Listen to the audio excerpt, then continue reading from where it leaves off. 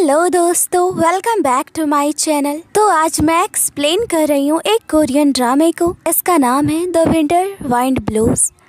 ये कहानी है एक ऐसे लड़के की जिसे बचपन में ही उसके माँ ने छोड़ दिया होता है और जिस वजह से इसे प्यार और फैमिली के नाम से भी नफरत होती है। और तभी इसके लाइफ में एक अमीर लड़की आती है जो कि अंधी होती है। ये हमारा हीरो पैसों के खातिर उस लड़की का भाई होने का नाटक करता है और धीरे धीरे उसे उस अंधी लड़की से प्यार हो जाता है। तो चलिए बिना किसी देर के कहानी को शुरू करते हैं।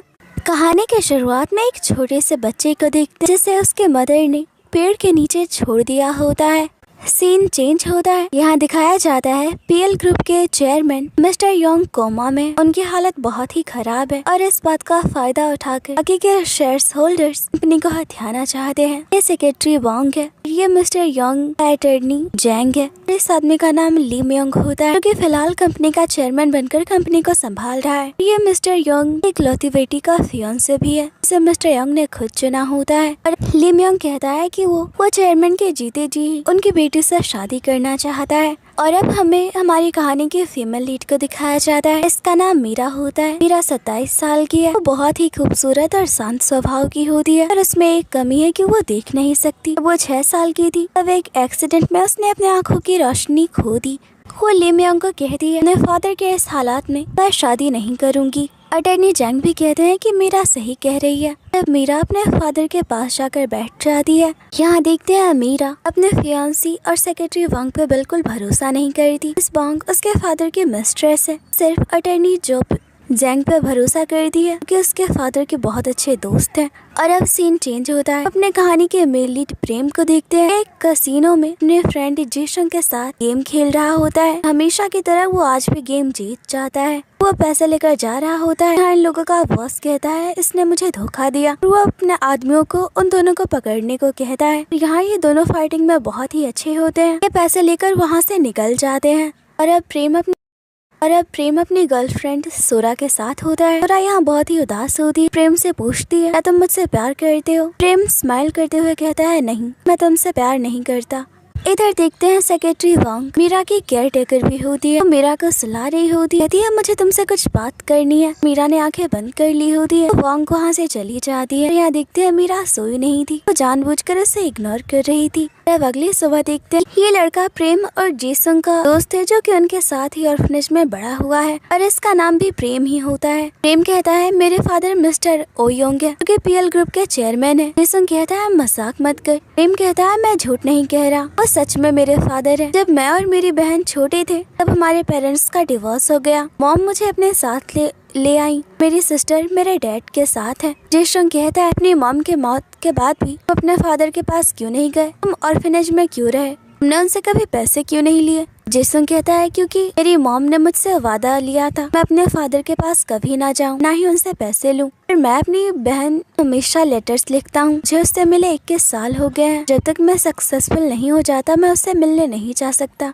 पर यहाँ प्रेम और जेसंग को ये सब बातें मजाक लग रही थी तो वो अपने बहन भेजे हुए लेटर्स दिखाता है। जेसंग कहता है उन्हें फिर प्रेम का एड्रेस दे दिया। और अब देखते हैं ये लड़की दायोंग होती है। प्रेम पे चिल्ला रही होती है फिर वो सोरा के साथ क्यों था। पूछती है क्या तुम उससे प्यार करते हो? प्रेम कहता है नहीं, मैं सिर्फ तुमसे प्यार करता हूँ। दायोंग कहती है अगर तुमने मुझसे झूठ बोला तो मैं तुम्हें मार दूंगी। अब ये लोग खाने की टेबल पे हो। दायोंग प्रेम से उसका वॉलेट पूछती है। कहता है बेडरूम में है। जेसंग कहता है तुम इस लड़की को स्पॉइल कर रहे हो। फिर दायोंग उसके वॉलेट से पैसे निकाल रही होती तभी उसे यहाँ एक ब्रा मिलता है जिसे लाकर वो प्रेम की प्लेट में डाल देती है। कहती है क्या तुम उस लड़की को घर लेकर आए थे? जेसंग और प्रेम तो बिल्कुल चुप थे। वो कहता है तो तुमने मेरा रूम चेक किया? और अब दायोंग खाना उसके सर पे डाल देती है और वहाँ से चली जाती है। प्रेम भी उसके पीछे जाता है। इधर प्रेम जेसंग को कहता है तो हेजी की सिस्टर है ना, वो एक्सीडेंट में मर गई थी। यहाँ पता चलता है हेजी प्रेम की गर्लफ्रेंड थी, उसका फर्स्ट लव। हेजी की मौत के बाद प्रेम दायोंग का ख्याल रखता है, उसे अपनी लिटिल सिस्टर की तरह ट्रीट करता है। फिर सेक्रेटरी वांग पोस्टमैन को जाते हुए देखती है, बहुत ही घबरा जाती है। वही पोस्टमैन मीरा को लेटर्स देता है, कहता है ये सब उसके भाई की तरफ से आए हैं। जिस सुनकर मीरा पूरी तरह से हैरान होती है। पोस्टमैन कहता है इससे पहले भी तो तुम्हारे भाई ने बहुत से लेटर्स भेजे थे, क्या तुमने उसे पढ़ा नहीं? मीरा बहुत ही हैरान थी कि आज तक उसे अपने भाई का कोई लेटर नहीं मिला। मीरा उन लेटर्स को लेकर अपने रूम में चली जाती है। सेक्रेटरी वांग आती है तक पोस्टमैन जा चुका था। इधर मीरा समझ जाती है कि उसके भाई के लेटर सेक्रेटरी वांग ने उससे जानबूझकर छुपा कर रखे। सेक्रेटरी वांग मीरा के रूम में आती से पूछती है कि क्या उसे कोई लेटर पोस्टमैन ने दिया। मीरा कहती है नहीं, मुझे कोई लेटर नहीं मिला। वो तैयार हो रही थी। सेक्रेटरी वांग पूछती है क्या तुम कहीं जा रही हो, तुम्हारे लिए मैं कार मंगवा दूं। पर मीरा कहती है नहीं, उसकी कोई जरूरत नहीं। सेक्रेटरी वांग कहती है इतने साल हो गए पर तुम मुझ पे आज भी भरोसा नहीं करती। मीरा कहती है हाँ, मैं तुम पे भरोसा नहीं करती। तुम्हारी वजह से मेरे मॉम डैड का डिवोर्स हुआ, मैं अपने भाई से दूर हो गई। तुम चाहती हो कि मैं तुम पे यकीन करूं। इधर देखते हैं मीरा अपने भाई से मिलने जा रही होती है। इधर सेक्रेटरी वांग पोस्ट ऑफिस में कॉल करती है। पता चलता है लेटर्स तो डिलीवर हो चुके हैं। वो समझ आती है कि वो लेटर्स मीरा के हाथ लग चुके हैं। और तभी यहाँ चेयरमैन की हालत खराब होने लगती है। अलार्म भी बज रहा होता है, गार्ड्स ऊपर आने लगते हैं। यहाँ सेक्रेटरी वांग जानबूझकर कहती है अलार्म खराब हो चुका है, चेयरमैन बिल्कुल ठीक है। देखते हैं वो जानबूझकर चेयरमैन को मरता हुआ छोड़ देती है। इधर देखते हैं सोरा ने प्रेम को छोड़ने का फैसला कर लिया होता है। वहीं मीरा अपने भाई के लिखे पते पे पहुंच जाती है, पर ये पता उसके भाई प्रेम के बजाय हमारे हीरो का होता है। प्रेम कहता है तुम कौन हो। मीरा हैरान होती है कि उसका भाई उसे पहचान भी नहीं रहा। कहती है मैं तुम्हारी बहन हूँ, अपना नाम बताती है। प्रेम कहता है तुम्हें गलतफहमी हुई है, मैं तुम्हारा भाई नहीं हूँ। मीरा कहती है पर ये लेटर्स तो तुमने ही भेजे थे, इस पे तुम्हारा नाम भी प्रेम लिखा है। प्रेम कहता है वो मेरा दोस्त है, उसका नाम भी प्रेम है। तुम्हारा भाई बाहर गया है, जब वो वापस आएगा तो तुम उससे मिल लेना। और वो अपने रूम में वापस चला जाता है। कुछ देर बाद जब वो नीचे आता है, मीरा यहीं खड़ी इंतजार कर रही होती है। होटल का मैनेजर प्रेम को कहता है लड़की देख नहीं सकती, काफी देर से किसी का इंतजार कर रही है। ये सुनकर प्रेम को उस पर थोड़ी दया आती है। मीरा को कहता है तुम मेरे रूम पे जाकर अपने भाई का इंतजार करो, हाँ तुम्हें परेशानी होगी। मीरा मना कर देती है। यहाँ आते जाते लोगों से वो टकरा रही थी। वो प्रेम को कहती है तुम मुझे मेरे भाई के लेटर्स पढ़कर सुना सकते हो, मैं जानना चाहती हूँ क्या वो डैड से मिलने आएगा या नहीं। प्रेम कहता है अभी तो मैं बहुत ही बिजी हूँ। मीरा कहती है मेरे डैड बहुत ही बीमार है, प्लीज मेरे लिए लेटर्स पढ़ दो। प्रेम कहता है मैं तुम्हें नीचे लेकर चलता हूँ। उसका हाथ पकड़ने लगता है। मीरा कहती है मैं तुम्हारे पैरों की आवाज से तुम्हें फॉलो करूंगी। और प्रेम उसे नीचे लेकर आता है। यहाँ वो मीरा को उसके भाई के लिखे लेटर्स को पढ़कर सुना रहा होता है। इसमें उसके भाई ने उसके बचपन की कुछ यादों के बारे में लिखा था। साथ में उसने लिखा है वो एक इटालियन रेस्टोरेंट में अच्छा शेफ बन चुका है, जल्दी वो अपने बहन से मिलने के लिए आएगा। यहाँ उसने अपने दोस्त यानी प्रेम की तारीफ की होती है, जैसे वो हर मुसीबत में उसका साथ देता है। ये अपने तारीफ पढ़कर तो प्रेम हंस रहा होता है। तभी यहाँ जिसुंग का कॉल आता है। प्रेम को कहता है बहुत बड़ी गड़बड़ हो गई है, पुलिस तुम्हें पकड़ने के लिए आ रही है, वहाँ से जल्दी से भागो। यहाँ प्रेम की गाड़ी भी देख लेता है, मीरा को लेकर यहाँ छुप जाता है। मीरा बहुत ही घबरा गई होती है। प्रेम कहता है अगर मौका मिला तो मैं तुम्हें तुम्हारे भाई से जरूर मिल पाऊंगा। तुम्हारे भाई ने लेटर के आखिरी में लिखा है कि वो तुमसे बहुत ही प्यार करता है। और अब वो वहाँ से भाग जाता है। पुलिस भी उसके पीछे पड़ जाती है। इधर प्रेम को भागते हुए इसने भी देख लिया होता है, वो भी उसके पीछे ही जा रहा होता है। और तभी इधर मीरा को टर्नी जांग बताते हैं उसके फादर की डेथ हो गई है। वो पूरी तरह से घबरा जाती है। मीरा का भाई जो प्रेम के पीछे भाग रहा था, कार से उसका एक्सीडेंट हो जाता है। पुलिस प्रेम को पकड़ लेती है। मीरा के सामने ही उसके भाई की डेथ हो गई है। बेचारी ये सब देख नहीं पाती, उसे किसी भी चीज का एहसास नहीं होता, तो बस अपने फादर के पास किसी भी तरह पहुंचना चाहती है।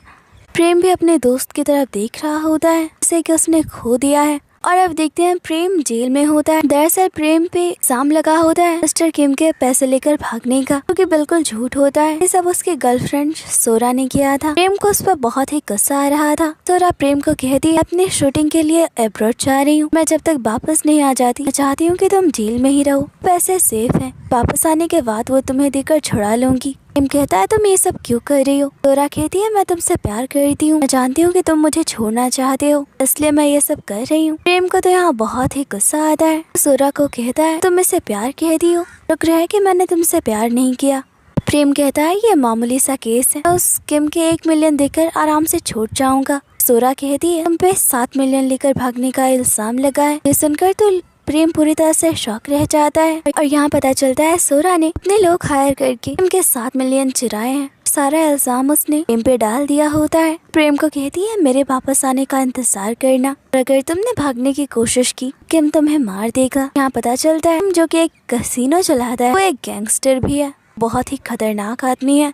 इधर मीरा के फादर का फ्यूनरल होता है। अपने फादर की मौत से बहुत ही दुखी होती है। और अब कहानी एक साल आगे आती है। प्रेम जेल से तो छूट गया होता है। जिसंग उसे बताता है सोरा ने उसे बुरी तरह से फंसा दिया है। अगर उसने किम को 7 मिलियन नहीं दिए, किम उसे मार देगा। हर तरफ उनके आदमी उसे ढूंढ रहे हैं। प्रेम को भी समझ नहीं आता कि वो क्या करे। इधर देखते हैं दूसरी तरफ मीरा पीएल ग्रुप की चेयरमैन बन चुकी है। पर ये सब बस दिखावा होता है। उसके ब्लाइंड होने की वजह से कंपनी नहीं संभाल सकती। कंपनी का अगला चेयरमैन या तो सेक्रेटरी वैंग खुद बन जाएंगी या फिर ली म्योंग बनेगा, क्योंकि मीरा का फियांसी है। मीरा ऐसा बिल्कुल नहीं चाहती। वहीं अटर्नी जैंग के चेयरमैन के सबसे भरोसेमंद आदमी थे, उसके दोस्त भी, वो भी चाहते हैं कि कंपनी मीरा के हाथों में रहे। हाँ, सेक्रेटरी वांग मीरा को कहती है कि अब तुम्हें शादी कर लेनी चाहिए। मीरा कहती है जो उससे शादी नहीं करनी, वैसे भी उसे मेरे फादर ने चुना था। वहीं दूसरी तरफ देखते हैं प्रेम का एक दोस्त मंचल उस पे हमला कर देता है। दरअसल अब ये गैंगस्टर किम के लिए काम करता है। वो प्रेम से पैसे लेने आया होता है। हाँ, उसके और प्रेम के बीच लड़ाई होती है। मंचल उसे चाकू मार देता है। कहता है हमारी दोस्ती की वजह से मैं तुम्हें जिंदा छोड़ रहा हूँ। हाँ, प्रेम हॉस्पिटल जाने के बजाय दोबारा मंचल के पीछे आता है और उसे और उसके लोगों को मारता है। तो वो बहुत ही इंजर्ड होता है। बड़े मुश्किल से अपने घर तक पहुँचता है और यहाँ अटर्नी जैंग आए होते हैं, जो कि उससे पूछते हैं क्या तुम प्रेम हो। वो अपना कार्ड देते हैं और बताते हैं कि वो पीएल ग्रुप की तरफ से आए हैं। और अब प्रेम समझ जाता है उसका दोस्त सच कह रहा था, वाकई में पीएल ग्रुप के चेयरमैन का बेटा था। हाँ, प्रेम बहुत ही परेशान था। उसे पैसों की जरूरत भी है। लोग उसकी जान लेने के लिए उसके पीछे पड़े हैं। पर से उसका दोस्त प्रेम मर चुका है। हाँ, वो अटर्नी जैंग को कहता है वही प्रेम है। अटर्नी जैंग तो बहुत ही खुश होते हैं कि उन्हें चेयरमैन का बेटा मिल। अटर्नी जैंग कहते हैं तुम्हारी ये हालत कैसे हुई। तभी यहाँ जेसुंग आ जाता है। जेसुंग कुछ कहता से पहले ही प्रेम उसे कमरे में ले आता है। उसे चुप रहने को कहता है। अटर्नी जैंग उसके पीछे आते हैं। अटर्नी जैंग को कहता है मैं आपसे कल मिलूंगा। अटर्नी जैंग को लगता है अभी प्रेम अपने फादर से नहीं मिलना चाहता, इससे वो थोड़े उदास भी होते। वो प्रेम को कहते हैं तुम्हारे फादर की मौत हो चुकी है। तुम्हारी बहन मीरा आज भी तुम्हारा इंतजार कर रही है। उसे तुम्हारी जरूरत है। तुम जानते हो अब वो देख नहीं सकती। इस हालात में भी तुम उसे अकेला छोड़ दोगे। और इतना कहकर वो चले जाते हैं। इधर जीसुंग प्रेम से पूछता है ये आदमी कौन था। अब प्रेम उसे सारी बात बता देता है। कहता है मैंने उस आदमी को कहा है कि मैं ही प्रेम हूँ और अब प्रेम की जगह मैं वहाँ पीएल ग्रुप में जाऊंगा कि अब मेरे पास कोई रास्ता नहीं। अगर मैंने गैंगस्टर किम को पैसे नहीं दिए तो वो मुझे मार देगा। एक तरफ उसके आदमी मुझे ढूंढ रहे हैं। जिसंग भी अब इसमें उसका साथ देने के लिए तैयार हो जाता है। और अब यहाँ मीरा का भाई के सामानों से प्रेम को पीएल ग्रुप की पूरी इन्फॉर्मेशन मिल जाती है। उसके दोस्त के बचपन की यादें, सब कुछ इसमें होता है। और अब नेक्स्ट डे ये सारी बातें दायोंग को भी बताता है। दायोंग इसका साथ देने के लिए तैयार नहीं होती। प्रेम को कहती है आखिर तुम जिंदा ही क्यों रहना चाहते हो, तभी तुम्हारी लाइफ में कोई नहीं है। हमारी वजह से मेरी बहन की मौत हुई तो तुम्हारी माँ ने भी छोड़ दिया था। तुम अपनी माँ से बदला लेने के लिए जिंदा रहना चाहते हो। तो यहाँ दिखाया जाता है जब प्रेम छोटा था उसकी माँ एक बार उससे मिलने आई थी। वो उससे बिना मिले तो उसके लिए पैसे छोड़कर चली गई थी। यहाँ प्रेम बस रो रहा होता है कि उसे पैसे नहीं बल्कि अपनी माँ चाहिए थी। राज वो अपनी माँ से नफरत करता है। इधर जीसुंग दायोंग को कहता है तो तुम क्या चाहती हो, किम और वो मंचल प्रेम को मार दे, तुम यही चाहती हो। तो अब दायोंग इन दोनों का साथ देने के लिए तैयार हो जाती। और अब यहाँ ये लोग पीएल ग्रुप की पूरी इन्फॉर्मेशन निकाल लेते हैं। यहाँ प्रेम ने पूरी तरह से अपने दोस्त के आइडेंटिटी को अपना लिया होता है। इधर अटर्नी जैंग मीरा को बताते हैं कि उन्होंने उसके भाई को ढूंढ लिया है। मीरा ऐसा दिखाती है कि उसे कोई फर्क ही नहीं पड़ता। यहाँ सेक्रेटरी वांग देखकर लगता है कि वो इससे खुश नहीं है। इधर ये लोग कंपनी को देखने आए होते हैं। तभी इनकी कार ली म्योंग के कार से टकरा जाती है। जिसंग तो यहाँ ली म्योंग से झगड़ा करने लगता है। प्रेम यहाँ कैमरे को देखकर जिसंग को रोक लेता है। खुद ही ली म्योंग से माफी मांगता है। अपनी कार को पीछे कर लेता है। ली म्योंग तो वहाँ से चला जाता है। जिसंग कहता है मैं नहीं देखा, गलती उस आदमी की थी। दायोंग जिसंग को कहती है दिमाग काम नहीं कर रहा, प्रेम ने तुम्हें रोका क्योंकि यहाँ कैमरा लगा हुआ था। हमारे इसी बेवकूफी की वजह से तुम्हारे बजाय प्रेम को पसंद करती हूँ। और यहाँ पता चलता है कि जिसंग दायोंग को पसंद करता है। यहाँ प्रेम अपने दोस्त के सिग्नेचर करना सीख रहा होता है। दायोंग अब उसे मीरा के बारे में बताती है। कहती है चेयरमैन की मौत के बाद सारी प्रॉपर्टी अब उसके पास है, तुम्हें उसका भरोसा जीतना होगा। तभी जिसंग बताता है उसके दोस्त के हाथों पे जलने का निशान भी था। सुनकर प्रेम थोड़ा परेशान हो जाता है। और अब और अब अगले दिन ये दोनों मीरा के घर पहुंच जाते हैं और कोई यहाँ उन्हें शक की निगाहों से देख रहा होता है। और अब प्रेम इन तस्वीरों को देखते हुए सेक्रेटरी वांग को कहता है, तो आपने इस घर से मेरी माँ की हर एक याद को मिटा दिया है। हाँ, तो उनकी कोई तस्वीर ही नहीं है। सेक्रेटरी वांग उसे हैरानी से देख रही होती है। तभी यहाँ ली म्योंग आ जाता है। प्रेम कहता है, शायद हम पहले मिल चुके हैं। हाँ, ली म्योंग को भी शक होता है प्रेम मीरा का भाई नहीं है। और अब मीरा नीचे आती है। प्रेम को कहती है, 1 साल पहले तुमसे मिलने गई थी और इस वक्त तुम मुझसे नहीं मिले, तो आज तुम वापस क्यों आए हो?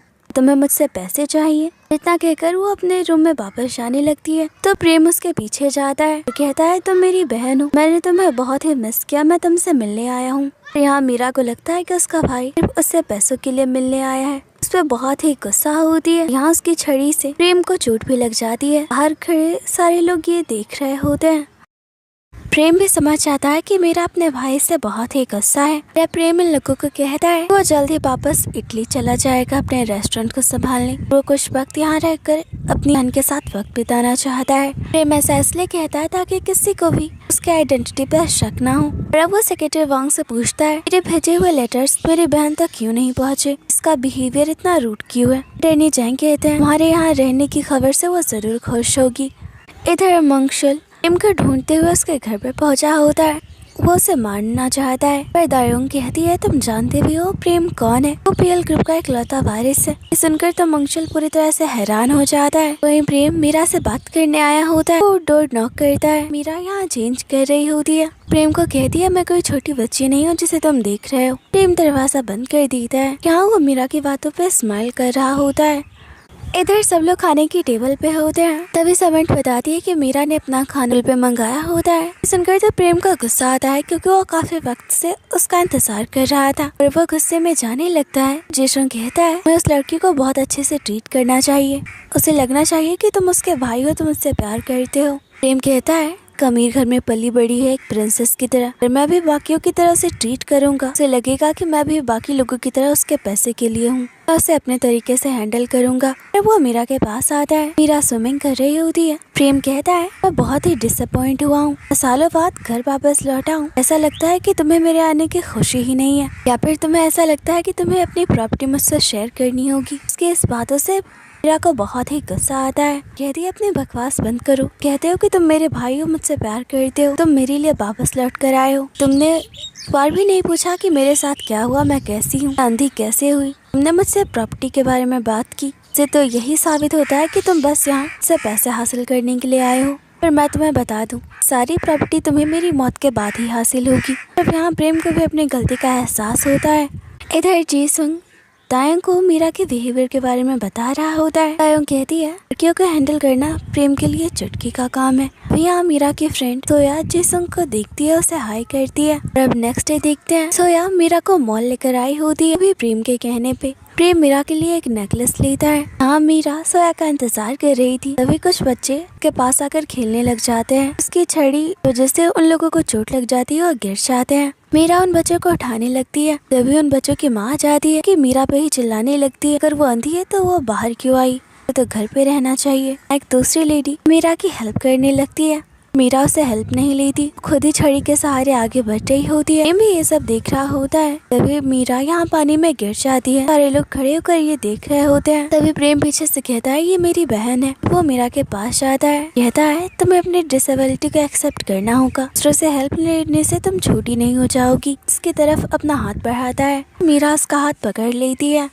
यहाँ मंगचुल ये सब देख रहा था। मीरा प्रेम के साथ बैठा होता है। फिर उसे मंगचुल का मैसेज आता है, जो कि उसे कहता है, तक तुम अपनी फेक सिस्टर को मारोगे नहीं, तुम्हें उसकी प्रॉपर्टी नहीं मिलेगी, तो उसे मार दो, ये अच्छा मौका है। वहीं मीरा प्रेम को कहती है, अगर तुम मुझसे पैसे लेने आए हो, तुम्हारे लिए अच्छा मौका है मुझे मारने का। ट्रेन भी आने वाली है, तुम्हें मुझे धक्का देना होगा। प्रेम थे उसकी बातें सुनकर पूरी तरह से हैरान था। प्रेम इधर मंगचुल को देख लेता है। मीरा ट्रेन की तरह बढ़ रही थी। उसी वक्त तेजी से ट्रेन आ रही थी। प्रेम बहुत मुश्किल से मीरा को बचा लेता है। प्रेम हैरान था कि वो जिंदा रहने के लिए उससे लड़ाई करता है। ये लड़की जिसके पास सब कुछ है वो मरना चाहती है। यहाँ प्रेम को एहसास होता है कि मीरा बिल्कुल उसी के जैसी है। वहीं दूसरी तरफ सेक्रेटरी वांग का पता चल जाता है। सोया बिना उसकी इजाजत के मीरा को प्रेम के साथ भेजा है। और वो चिल्ला रही होती है। सोया की माँ कहती है मीरा अपने भाई के साथ है तो इसमें गलत ही क्या है। सोया के फादर उसे बोलने से रोक रहे होते हैं। कैटरी वांग वहाँ से चली जाती है। यहाँ सोया के फादर बताते हैं कैटरी वांग ने उन्हें बहुत से कर्ज दिए हैं, इस तरह से उससे बात ना करे। दरअसल सोया बस कहने के लिए मीरा की फ्रेंड है। मीरा की हर छोटी बड़ी खबर कैटरी वांग को बताती है। जिसंग और दायोंग भी उसी रेस्टोरेंट में होते हैं और अब वो ये बात समझ जाते हैं मीरा के आसपास का हर इंसान उसके पैसों के लिए है। और अब इधर प्रेम मीरा को कहता है तुमने मौत को करीब से देखा नहीं है, आगे से ऐसा मजाक बिल्कुल मत करना, ना मैं खुद तुम्हें ट्रेन के सामने धकेल दूंगा, समझी। मीरा कहती है तुम तो ऐसे कह रहे हो जैसे तुमने मौत को करीब से देखा हो। यहाँ प्रेम उस वक्त को याद करता है उसके आंखों के सामने ही उसकी गर्लफ्रेंड हेजी की मौत हुई थी। प्रेम मीरा को कहता है मुझे माफ कर दो, तुमसे इतना सालों तक नहीं मिला, तुम्हें मेरी जरूरत थी और वादा करता हूँ कि अब मैं तुम्हारे साथ रहूंगा। यहाँ मीरा के आंखों में आंसू होते हैं और अब इधर सब लोग डिनर कर रहे होते हैं। कैटरी वांग प्रेम को कहती है कि तुम बिना मेरी इजाजत के मीरा को कहीं नहीं लेकर जा सकते, उसकी लीगल गार्डियन हूँ। मीरा यहाँ अटर्नी जैंग को कॉल करके कहती है वो अपने लीगल गार्डियन को चेंज करना चाहती है। सुनकर तो सेक्रेटरी वांग हैरान होती है। मीरा को कहती है मैं तुम्हारी फिक्र करती हूँ। मीरा कहती है बकवास बंद कीजिए, अच्छे से जानती हूँ आपको मेरी कितनी फिक्र है, आप मेरे लिए बस एक एम्प्लॉई हैं तो मैं कभी भी जॉब से निकाल सकती हूँ। मीरा का इतना रूड बिहेवियर देखकर तुम और जी-सिंग भी हैरान थे और अब ये भी समझ जाते हैं कि मीरा अपने फियांसे पे भरोसा करती है और ना ही सेक्रेटरी वांग पे। इधर दूसरी तरफ किमयोंग को प्रेम की आइडेंटिटी पे शक होता है, उसके डीएनए टेस्ट करवाने की सोच रहा होता है। और अब इधर प्रेम मीरा के रूम में आता है, फैमिली फोटोज को देख रहा होता है। मीरा कहती है अगर तुम्हें कुछ काम नहीं तो तुम यहाँ से जा सकते हो। किताब पढ़ रही होती है। प्रेम उसे अपने कुछ पोयम सुनाता है कि मीरा को बहुत ही पसंद आती है, उसकी आवाज उसे पहचानी सी लगती है। वो प्रेम को कहती है हमारी आवाज मुझे तुम्हारे उस दोस्त की तरह लग रही है जैसे कि मैं 1 साल पहले मिली थी। प्रेम स्माइल करते हुए कहता है कहीं मेरे इस दोस्त के लिए तुम्हारे दिल में फीलिंग्स तो नहीं। मीरा कहती है ब्लाइंड हूँ, किसी को देख नहीं सकती, मैं लोगों की आवाजों को बहुत अच्छे से याद रखती हूँ। प्रेम समझ जाता है कि मीरा को उसकी आइडेंटिटी पर शक होने लगा है। मीरा के पास जाकर बैठता है, कहता है तुम्हें मुझ पे भरोसा करना होगा, यहाँ सिर्फ तुम्हारे लिए आया हूँ। मीरा कहती है ठीक है, मैं तुम्हारी बात मान लूंगी, तुम पे भरोसा भी करूंगी। मैं याद है मैंने बचपन में तुम्हें एक चीज लाने को कही थी और तुमने मुझे वादा भी किया था तुम लौटोगे तो तुम मुझे वो तोहफा दोगे, मुझे वो तोहफा तुम आज दो। तुम समझ जाता है मीरा उसे टेस्ट कर रही है। इधर देखते हैं जी-सुंग लिमयांग को डीएनए टेस्ट करवाने वाली बात सुन लेता है और अब वही बातें प्रेम को बताता है। प्रेम जी-सुंग को कहता है कि वो मीरा के भाई की यूज किए हुए सामानों को ढूंढे, उन्हें कुछ तो ऐसा मिल ही जाएगा जिससे वो डीएनए सैंपल्स को चेंज कर सके। इधर जी-सुंग और दायांग को पता चलता है कि घर का सारा सामान तो कचरे में जा रहा था, अब वो कचरे में प्रेम के सामानों को ढूंढ रहे होते हैं। दायांग कहती है लोग कितना खाना वेस्ट करते हैं। वो ब्रेड का टुकड़ा जी-सुंग की तरफ फेंकती है। जी-सुंग कहता है इसके लिए मैं तुम्हें सबक सिखाऊंगा। दायांग कहती है तुम मुझे कुछ नहीं कर सकती। जी-सुंग कहता है पर क्यों? दायांग कहती है मैं जानती हूँ तुम मुझसे प्यार करते हो। जी-सुंग कहता है तो तुम मेरा फायदा उठा रही हो। तब इन्हें और अब जी-सुंग को अपने दोस्त के यूज किए हुए सामान मिल जाते हैं। ये दोनों बहुत ही खुश होते हैं। दायोंग एक्साइटमेंट में उसे गेस कर देती है। जी-सुंग तो पूरी तरह से शॉक होता है। दायोंग लगे हाथ उसे एक थप्पड़ भी मार देती है। इधर जी-सुंग को सामान लेकर चुपके से घर में आता है, तभी यहाँ वो देखता है मीरा लाइट्स को बंद कर रही होती है। तो वो हैरान हो जाता है अंधी लड़की को लाइट्स से कैसे फर्क पड़ेगा, पता कैसे चला कि लाइट्स ऑन है या ऑफ। और अब उसे शक हो जाता है कि मीरा अंधी होने का नाटक कर रही है। वो ये सारी बातें प्रेम को बताता है। प्रेम कहता है वो अंधी होने का नाटक नहीं कर रही है, ऐसा लगता है कि उसकी आंखें कभी भी ठीक हो सकती हैं, उसे धुंधला दिखाई देता हो। इधर मीरा जॉगिंग कर रही होती है, भी उसके पीछे ही होता है। यहाँ उसे सामने मंगचुल दिखता है। मंगचुल प्रेम को कहता है इतनी जल्दी हो सके इस लड़के का काम खत्म करो कि किम तुम्हें पैसों के लिए हर जगह ढूंढ रहा है, मैं ज्यादा देर तक तुम्हें उससे नहीं बचा पाऊंगा। वहीं दूसरी तरफ सेक्रेटरी वांग प्रेम के रूम को चेक कर रही होती है। वो उसके भेजे हुए लेटर्स से की राइटिंग्स को भी मिलाकर देख रही होती है। तभी प्रेम की आइडेंटिटी पे शक होता है। तभी यहाँ प्रेम कमरे में आ जाता है। वो कहती है वो बस यहाँ लॉन्ड्री के लिए कपड़े लेने आई थी और वहाँ से चली जाती है। उसके हाथों में लेटर्स को देख लेता है और वो समझ जाता है। इधर जी-सुंग बड़ी हैरानी से मीरा की तरफ देख रहा होता है, सोच रहा होता है कि ये वाकई में अंधी है या नाटक कर रही है सिर्फ। और अब प्रेम यहाँ खुद ही अपना आईडी, पासपोर्ट, सारे डॉक्यूमेंट अगर सेक्रेटरी वांग के सामने रख देता है। उसे बहुत ही सुनाता है और कहता है मैं जो भी चेक करना है कर सकती हूँ। हाँ, मीरा स्माइल कर रही होती है। और अब यहाँ सेक्रेटरी वांग प्रेम को कहती है मीरा को मैं अपनी बेटी मानती हूँ, मैंने 21 सालों तक उसका ख्याल रखा है, मैं किसी भी इंसान को उसके पास नहीं जाने दे सकती जिस पर मैं भरोसा ना करूं। प्रेम कहता है भरोसा तो मुझे आप पे भी नहीं है। अब इधर देखते हैं मीरा रेनी जैंग को बताती है वो अपना एक बिल लिखना चाहती है। रेनी जैंग कहते हैं तुम तो अभी बहुत यंग हो। मीरा कहती है मैं अपनी सारी प्रॉपर्टी अपने भाई के नाम करना चाहती हूँ। मैं चाहती हूँ कि आप मेरा लीगल गार्डियन मेरे भाई को बनाए। सेक्रेटरी वांग मीरा को कहती है मुझे बस एक एम्प्लॉय मानती हो, मैंने 21 सालों तक तुम्हारा ख्याल रखा, मैं अपनी बेटी माना। कहती है पर तुम मेरी माँ नहीं हो, ना ही बनने की कोशिश करो। मैं तुम्हें अच्छे से तरीके से जानती हूँ। वो औरत है जिसने मेरी माँ का घर तोड़ा, हमारी वजह से मेरे पेरेंट्स का डिवोर्स हुआ, माँ और भाई मुझसे दूर चले गए। ये नाटक बंद करो कि तुम मेरा ख्याल रखती हो। तुम्हें क्या लगता है मैं नहीं जानती मेरे डैड की मौत कैसे हुई? मैं तो ये भी जानती हूँ तुमने जानबूझकर मेरी आँखों का इलाज नहीं करवाया था। तुम्हें सच में लगता है ये मान चुकी हूँ कि मेरी आँखें कभी ठीक नहीं हो सकती? मीरा के आंखों में आंसू होते हैं। जाने लगती है यहाँ दरवाजे पे प्रेम होता है समझ, और अब वो भी ये बातें सुन चुका होता है। वो सेक्रेटरी वांग से पूछता है मीरा की आंखों को क्या हुआ था, मुझे सब कुछ जानना है। सेक्रेटरी वांग बताती है जब मीरा 6 साल की थी और उसके माँ उसे छोड़कर चले गए थे तो हमें पता चला कि उसे ब्रेन ट्यूमर है। इसी की वजह से उसकी आंखों की रोशनी भी चली गई थी। मीरा का इलाज हुआ पर डॉक्टर ने कहा कि उसकी आंखों की रोशनी वापस नहीं आ सकती। इधर मीरा प्रेम को बताती है मैंने अपनी एक नई विल लिखी है, मेरी मौत के बाद मेरी सारी प्रॉपर्टी तुम्हें मिल जाएगी। प्रेम उसकी ये बात सुनकर हैरान था। मीरा कहती है अगर तुम मेरी प्रॉपर्टी चाहते हो तुम्हें पहले मुझे मारना होगा। प्रेम को तो उसके इस बात पे गुस्सा आ रहा था कि हर पल वो उसे टेस्ट करने की कोशिश कर रही है। प्रेम यहाँ मीरा को बाहर ले आता है। म्यूजिक चल रहा होता है। मीरा को इतने क्राउड में बहुत ही अनकंफर्टेबल होता है। यहाँ पता चलता है कि मीरा अभी भी घर से बाहर नहीं निकली है। प्रेम उसके पास ही खड़ा होता है, कहता है घबराओ मत, मैं तुम्हारे साथ हूँ। प्रेम यहाँ मीरा के साथ गेम खेलता है। ये दोनों साथ में बहुत ही एंजॉय करते हैं और मीरा भी यहाँ बहुत खुश दिख रही होती है। मीरा प्रेम के चेहरे को साफ कर रही होती है। प्रेम को ये सब बहुत ही अजीब लगता है। मीरा तो याद कर रही होती है कि वो अपने भाई को कैसे ट्रीट करती थी। इधर दायोंग और जीसुंग मिलकर लिमयुंग से डीएनए सैंपल्स को चेंज कर देते हैं। इधर रात के वक्त प्रेम मीरा को अकेले स्टोर की तरफ जाता हुआ देखता है तो वो उसे फॉलो करते हुए जाता है। और अब यहाँ वो देखता है मीरा की बहुत सारी सामान उसके बचपन की मेमोरीज होती हैं, उन सबको देख ही रहा होता है। यहाँ उसे एक रिकॉर्डिंग दिखती है, इसमें मीरा रोते हुए अपनी मॉम को कह रही होती है कि सेक्रेटरी वांग बहुत ही बुरी है, कि डैड ने सेक्रेटरी वांग को उसके आंखों के इलाज के लिए जापान भेजा था। मीरा यहाँ बताती है उसे हॉस्पिटल लेकर, पर मीरा बताती है कि सेक्रेटरी वांग उसे हॉस्पिटल लेकर नहीं गई कि उसे एक अंधेरे कमरे में बंद रखा गया था। उसने अपनी ये बात डैड को भी बताई। डैड ने कहा देख नहीं सकती इसलिए तुम्हें एहसास नहीं हुआ। और वो यहाँ बहुत ही रो रही होती है। कहती है मॉम मेरी आंखें ठीक हो सकती हैं, सेक्रेटरी वांग ने मेरा इलाज ही नहीं करवाया। ये सारी बातें जानकर तो प्रेम पूरी तरह से शॉक था। यहाँ उसे एहसास होता है कि मीरा बचपन से ही अकेली रही है, उसके आसपास के लोग उसे धोखा देते आ रहे हैं।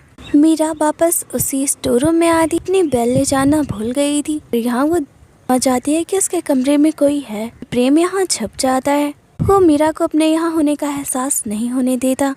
इधर लिमयुंग को डीएनए रिपोर्ट्स मिलती हैं, से उसे पता चलता है प्रेम चेयरमैन का असली बेटा है, ये मीरा का भाई है। तो बहुत ही गुस्सा आ रहा था। इधर जोसेंग का फादर बहुत ही ड्रिंक करके हल्ला मचाया होता है, उन्हें पुलिस स्टेशन लाया गया होता है। जोसेंग अपने फादर को छुड़ाने पहुंचा होता है। यहाँ वो भी पुलिस वालों से झगड़ा कर लेता है। यहाँ प्रेम मीरा के लिए थोड़ा परेशान होता है। अगर बचपन में से ब्रेन ट्यूमर था, ऐसा भी हो सकता है कि उसे दोबारा ब्रेन ट्यूमर हो जाए। इधर दायोंग प्रेम को बताती है उसने डीएनए सैंपल्स को तो चेंज कर दिया था। यहाँ प्रेम मीरा के भाई की पिक्चर्स को देख रहा होता है। दायोंग कहती है लो मत, यहाँ तुम सिर्फ लड़की से पैसे लेने आए हो, तो उससे प्यार मत कर बैठना। प्रेम उसके बात का कोई जवाब नहीं देता। यहाँ देखते हैं मीरा की तबीयत खराब होती है। यहाँ पता चलता है कि मीरा को ब्रेन ट्यूमर है। मीरा को ये बात पता है, इसीलिए उसने अपनी बिल लिखी थी क्योंकि वो कभी भी मर सकती है। वॉशरूम से बाहर आती है। यहाँ प्रेम होता है। प्रेम पूछता है तुम ठीक तो हो ना? मीरा कहती है हाँ मैं ठीक हूँ। तुम क्या चाहते हो कि मैं मर जाऊं? मेरी झूठी फिक्र दिखाना बंद करो। वक्त मैं सिर्फ 6 साल की थी, मुझे ब्रेन ट्यूमर हुआ, मेरी आंखों की रोशनी चली गई। उस वक्त मुझे तुम्हारी सबसे ज्यादा जरूरत थी, पर तुम मेरे पास नहीं थे। प्रेम मीरा के लिए यहाँ वाइंड चाम लेकर आया था। कहता है मैं 2 महीनों के बाद यहाँ से चला जाऊंगा। इधर देखते हैं दायोंग फ्लावर्स लेकर आई होती है। प्रेम तो उसे हैरानी से देख रहा होता है। दायोंग कहती है ये मीरा ने ऑर्डर किया था मेरी शॉप से। प्रेम उन प्लांट्स को गार्डन में लगा रहा होता है। तभी यहाँ मीरा आती है। प्रेम कहता है तुम मुझे इस जगह से नहीं निकाल सकती, ये मॉम की जगह है, चाहो तो यहाँ बैठ सकती हो। मीरा को वहाँ चोट लग रही थी। प्रेम उसे उठाकर एक जगह पे बिठा देता है। वहीं छुपकर दायोंग और जिसुंग ये सब देख रहे होते हैं और अब ये दोनों साथ में प्लांट्स लगाते हैं। दोनों बहुत ही खुश होते हैं। प्रेम को भी मीरा के साथ बहुत अच्छा लग रहा था। अब उसे प्लांट में पानी डालना होता है। पाइप में तो पानी आ ही नहीं रहा था। देखते हैं दायोंग ने पाइप पे अपना पैर रखा था। जैसे ही पैर हटा दिया प्रेम पूरी तरह से भीग जाता है। अब यहाँ ये चारों लोग पानी से खेल रहे होते हैं। प्रेम मीरा को देख रहा होता है जिसने उसे पहली बार स्माइल करते हुए देखा है। ये सब साथ में बहुत ही एंजॉय कर रहे थे। सेक्रेटरी वांग भी ये सब देख लेती हैं। मीरा को खुश देखती हैं तो वहाँ से वो चली जाती हैं। यहाँ प्रेम मीरा का बहुत अच्छे से ख्याल रख रहा था। ये सब देखकर दायोंग को बिल्कुल अच्छा नहीं लगता। जिसुंग दायोंग को कहता है प्रेम के बजाय मुझ पे अटेंशन दो। यहाँ दायोंग गुस्से से मीरा के पास आती है, उसे अपना इंट्रोडक्शन देती है। बोलती है कि मैं प्रेम की एक्स गर्लफ्रेंड की सिस्टर हूँ। साथ ही यहाँ वो ये भी कह देती कि वह नहींसी की मौत प्रेम की लापरवाही की वजह से हुई थी। प्रेम को तो उसके बातें सुनकर गुस्सा आ रहा था। इधर ली म्योंग टी रिपोर्ट के बारे में सेक्रेटरी वांग को बताता है। यहाँ देखते हैं इनकी कंपनी में दोरा आई होती है कि इनके एक प्रोजेक्ट पे काम करने वाली है।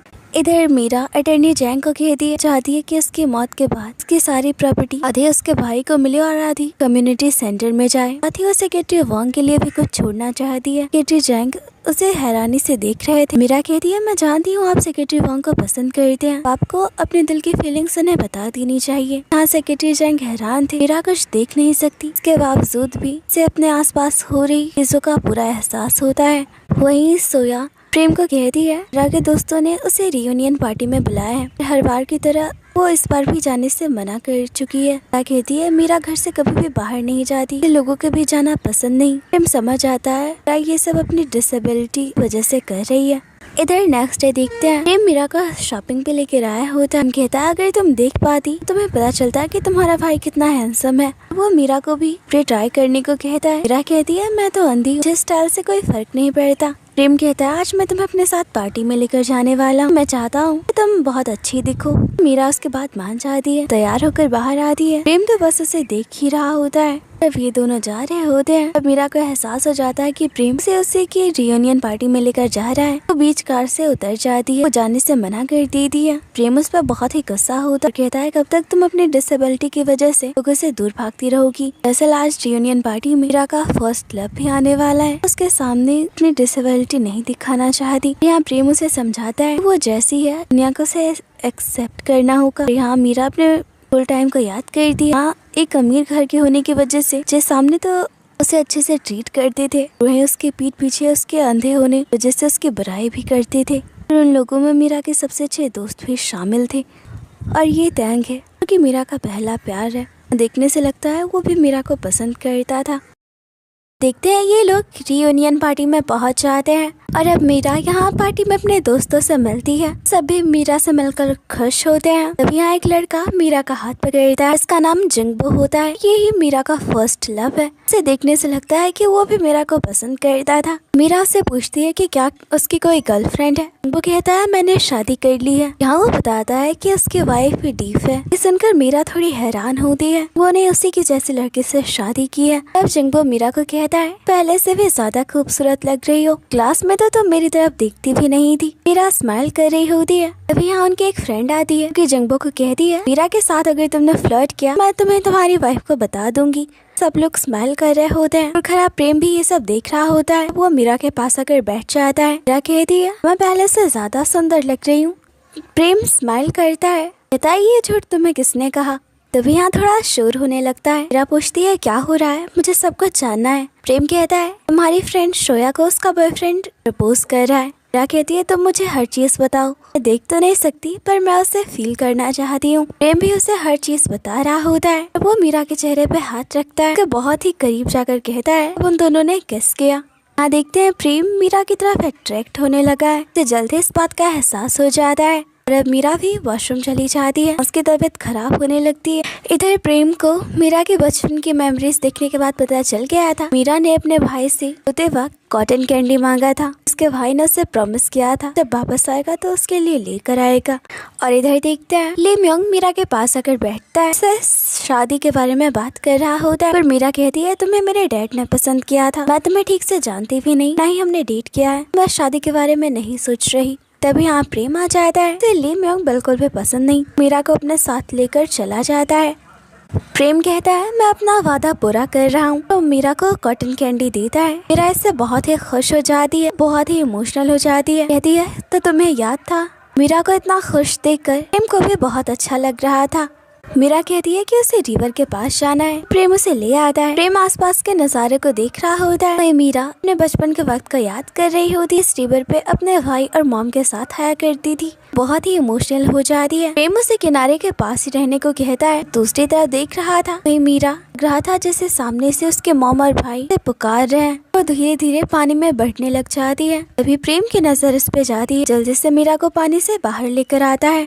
मीरा भी अंदर जाने को कह रही थी। प्रेम को बहुत ही गुस्सा आता है और वो मीरा को थप्पड़ मारकर होश में लाता है। मीरा कहती है ये लग रहा है जैसे मॉम मुझे बुला रही है। तो यहाँ देखते हैं बचपन में भी मीरा ने एक बार ऐसा ही किया था, तब उसके भाई ने भी उसे थप्पड़ मारा था, कहा था आइंदा पानी में कभी मत जाना। और अब मीरा को लगता है उसके साथ जो आदमी है वो सच में उसका भाई प्रेम ही है, इस पर पूरी तरह से यकीन कर लेती है। प्रेम उसे गोद में उठाकर लेकर जा रहा होता है, उसके चेहरे पे हाथ रखती है और कहती है काश मैं तुम्हें देख पाती। प्रेम कहता है तुम मुझे टच कर सकती हो। मीरा स्माइल करती है।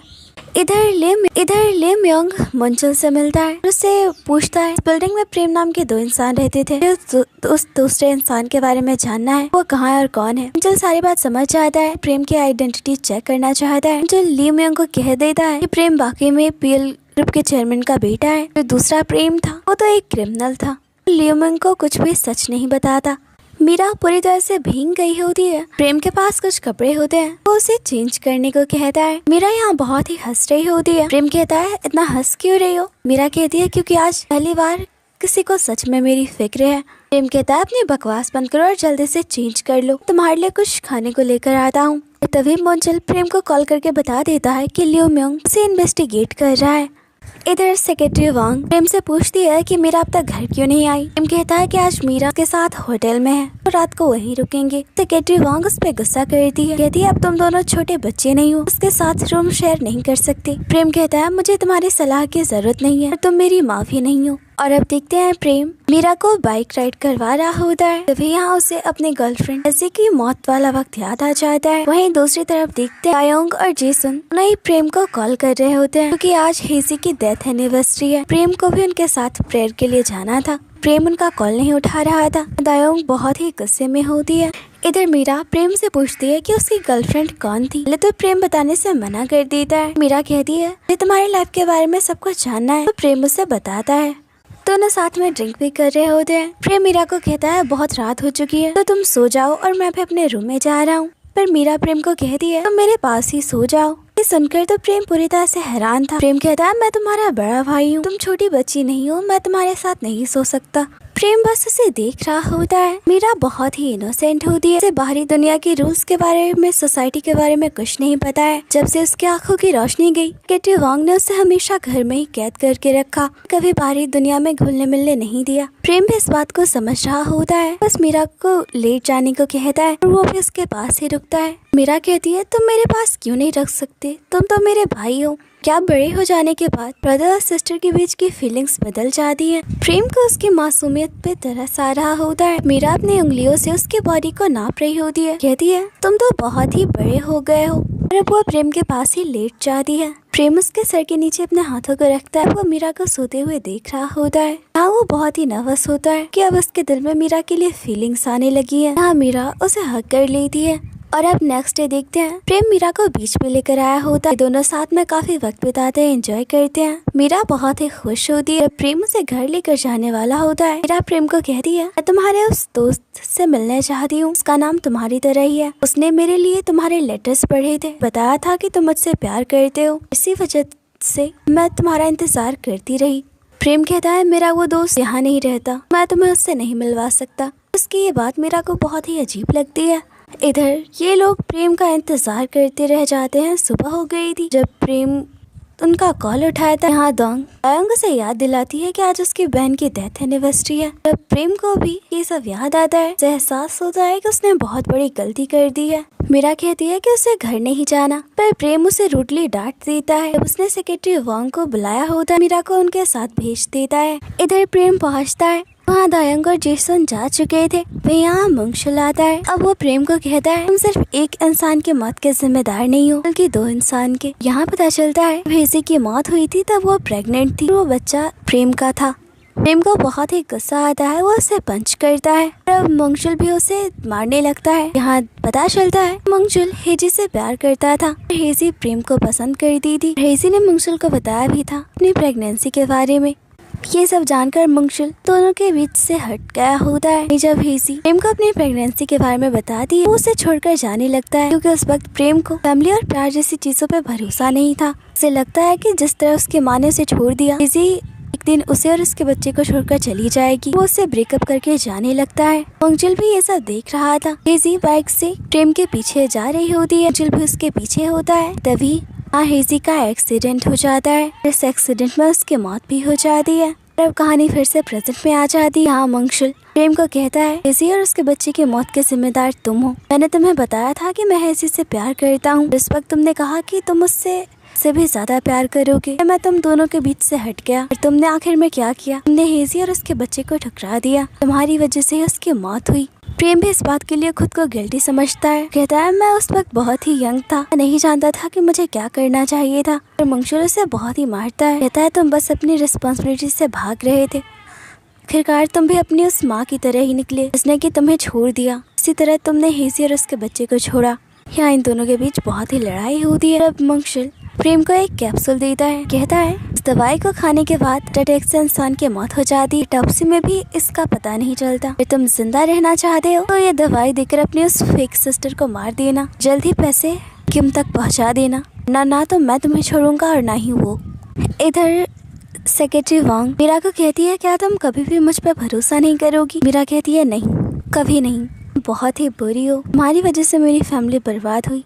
सेक्रेटरी वांग कहती है, तुम बहुत ही सेल्फिश हो। मैंने 21 सालों तक तुम्हें तुम्हारी माँ की तरह प्यार किया, तुम्हारा ख्याल रखा। इसके बावजूद भी तुम मुझ पे भरोसा नहीं करती। और भरोसा नहीं करती, मुझे अपने पास क्यों रखा है? मुझे जॉब से निकाल दो। मीरा को उस पर बहुत ही गुस्सा आता है। कहती है, तो तुम मुझ पे अपना एहसान जता रही हो। तुम बस अपनी सेल्फिश डिजायर की वजह से मेरे पास रुकी हुई हो। उसके आंखों में आंसू होते हैं।